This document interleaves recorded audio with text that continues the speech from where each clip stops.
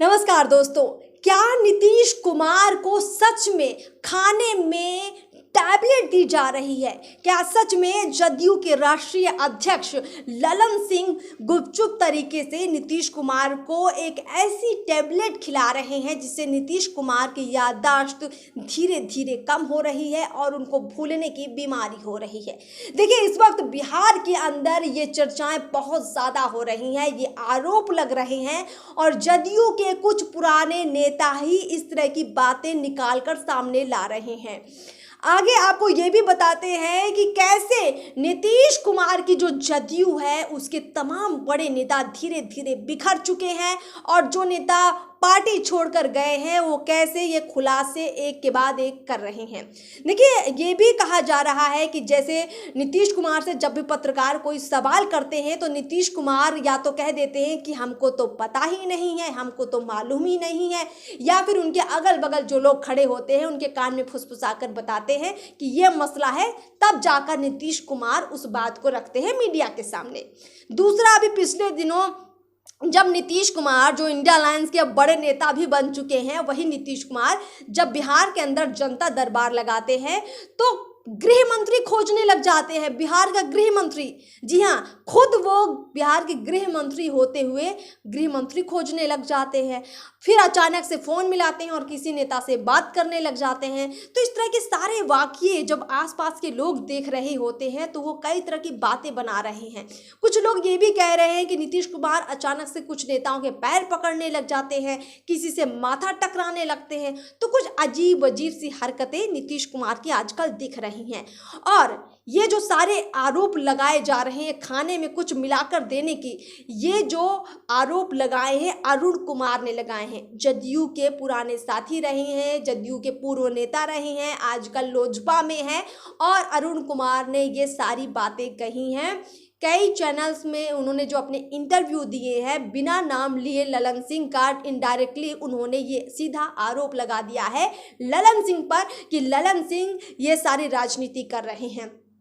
कहा यह भी जा रहा है कि ललन सिंह जो कभी नीतीश कुमार के बड़े खिलाड़ी होते थे, चारा घोटाले में जो लालू यादव को अंदर करवाने में सबसे आगे रहते थे, अब वही ललन सिंह नीतीश कुमार की कुर्सी छीनने वाले सबसे अगुआ बनने वाले हैं। वही ललन सिंह अब जदयू को बर्बाद करने की कहानी लिखने वाले हैं। दरअसल पहले नीतीश कुमार ललन सिंह को अपने साथ रखे हुए थे और लालू यादव को उन्होंने बर्बाद किया। मतलब कहने का ये है कि चारा घोटाले की जो परतें दर परतें खुली उसमें ललन सिंह का भी बड़ा हाथ है, लेकिन अब लालू यादव ने ललन सिंह को अपने साथ कर लिया है। तो ललन सिंह ने कहा है लालू यादव से कि देखिए, हम सब ने मिलकर बर्बाद किया है आपको, लेकिन अब हम सब ठीक कर देंगे।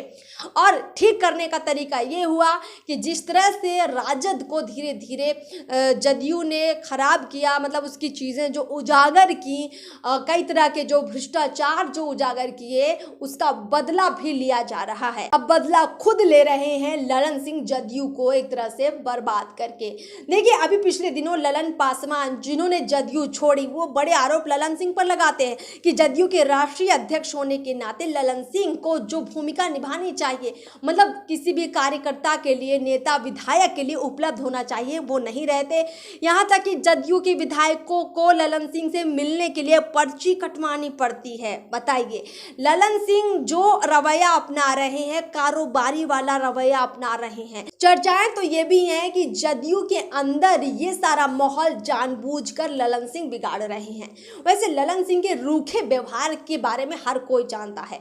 पत्रकारों से भी जब वो बात करते हैं तो कभी उनके चेहरे पर मुस्कान नहीं होती है, बड़े रूखे अंदाज में वो लोगों से बातचीत करते हैं और बिल्कुल ऐसा दिखाते हैं ना जाने वो कहाँ के तानाशाह हों। इस तरह का रवैया उनका दिखता है और उनका यही बिहेवियर और ज़्यादा खतरनाक है जदयू के नेताओं के लिए, जदयू के विधायकों के लिए। और इसीलिए आप देखिए कि जदयू के एक के बाद कई पत्ते गिर चुके हैं अभी तक और आगे भी गिर सकते हैं। लेकिन नीतीश कुमार ये सब चीज़ समझ नहीं पा रहे हैं, भाप नहीं पा रहे हैं, क्योंकि नीतीश कुमार के साथ कुछ गड़बड़ कर रहे हैं ललन सिंह। अब जैसे कि आरोप लग रहे हैं कि अगर उनको खाने में कोई ऐसी चीज़ मिलाकर दी जा रही है जिससे कि नीतीश कुमार ना तो ठीक से सोच पा रहे हैं, ना ठीक से उनको कोई चीज़ याद रह पा रही है, तो भला पार्टी के अंदर जो खलबली मची है, जदयू के अंदर जो सब उल्टा पुल्टा हो रहा है, उसको वो कैसे संभाल पाएंगे, उसके बारे में सही डिसीजन कैसे ले पाएंगे नीतीश कुमार।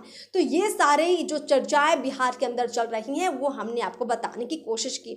एक वाकया आपको याद दिलाते हैं, याद होगा आपको, ये जो नीतीश कुमार पर कहा जा रहा है कि वो भूलते जा रहे हैं बहुत सारी चीज़ें। जब चंद्रयान-3 की लॉन्चिंग थी, उसी दिन पत्रकारों ने नीतीश कुमार से पूछा कि चंद्रयान-3 की लॉन्चिंग पर आप क्या कहना चाहेंगे। तो नीतीश कुमार एकदम खामोश हो गए, उनको कुछ समझ नहीं आया कि क्या सवाल किया गया है उनसे। मतलब चंद्रयान-3 से जुड़ी हर खबर हर व्यक्ति तक पहुंच रही थी। स्कूल के बच्चों से लेकर बड़े बुजुर्गों तक को मालूम था कि चंद्रयान क्या है और क्या लॉन्च हो रहा है। थोड़ी बहुत जानकारी तो भला सबको ही थी, लेकिन नीतीश कुमार को नहीं थी। बिहार के मुख्यमंत्री को नहीं पता था कि चंद्रयान-3 क्या है और क्या होने जा रहा है। बगल में एक नेताजी खड़े थे, उन्होंने कान में कुछ फुसफुसाया, तब जाकर नीतीश कुमार थोड़ा बहुत बोल पाए कि ठीक है, ऐसा तो होता रहता है, बहुत अच्छा है। यानी कि ऐसे बड़े बड़े मुद्दे, बिहार से जुड़ी बड़ी बड़ी समस्याएं, इन पर नीतीश कुमार को पता ही नहीं होता है। और जब सवाल भी किया जाता है तो वो सीधा सटीक जवाब दे देते हैं कि इसके बारे में हमको तो पता ही नहीं है। अच्छा ऐसा है क्या? ठीक है, पता करते हैं फिर बताएंगे। तो सोचिए, आखिर जो नीतीश कुमार 17 साल से बिहार के मुख्यमंत्री हैं, उनको बिहार की बहुत सारी बातें नहीं पता है, देश के अंदर क्या हो रहा है नहीं पता है। आखिर ये सब हो कैसे रहा है? नीतीश कुमार का ये जो पूरा गड़बड़ झाला हो रहा है, ये कर कौन रहा है? आरोप तो ललन सिंह पर लगे हैं, लेकिन इन आरोपों में कितनी सच्चाई है इसका पता जल्द ही लगने वाला है। हम उस पर भी खबर ज़रूर लेकर आएंगे। फिलहाल इस खास खबर को यहीं समाप्त करते हैं, इस चर्चा को यहीं समाप्त करते हैं। और आप भी कमेंट बॉक्स में बताइए कि आपको क्या लगता है कि जदयू और राजद के बीच क्या आपस में इतना टकराव हो चुका है कि एक दूसरे को बर्बाद करने पर अब तुल चुके हैं? चैनल को सब्सक्राइब कीजिए, फेसबुक पेज को फॉलो ज़रूर कीजिए। नमस्कार।